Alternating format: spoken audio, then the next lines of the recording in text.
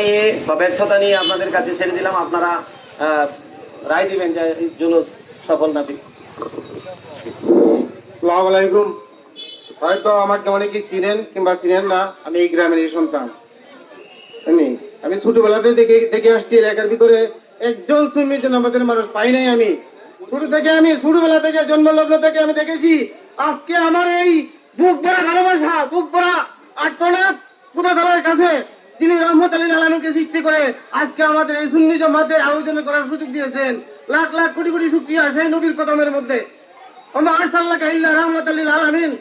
আল্লাহ পাক কোরআন শরীফে আম্বিয়ার 100 নম্বর আয়াতে এই আয়াতটি বলেছেন যে দয়াল নবীকে সৃষ্টি না করলে দুনিয়াতে কোনো কিছু সৃষ্টি করতো না। কিন্তু আজকে তোমরা সবাই মুসলমানের সন্তান বা আদমের সন্তান, তোমরা কিভাবে অস্বীকার করো নবীকে, যে নবী নবীর তৈরি নয়। তোমরা যারা নবীকে অস্বীকার করে তারা তো নবীর উম্মত হতে পারে না, উম্মত হতে পারে না। আল্লাহ পাকের সৃষ্টি হতে পারে কিন্তু নবীর উম্মত হতে পারে না। আল্লাহ পাক তো শয়তানকে সৃষ্টি করেছেন কিন্তু নবীর উম্মত সবাইকে দান নাই, সবাইকে 7 জিনিস আল্লাহ পাকে দান করেন নাই। যাদের অন্তরে নবীদের ভালোবাসা আছে তারাই নবীর উম্মত, তারাই সুন্নাত ওয়াল জামাতের অধিকারী।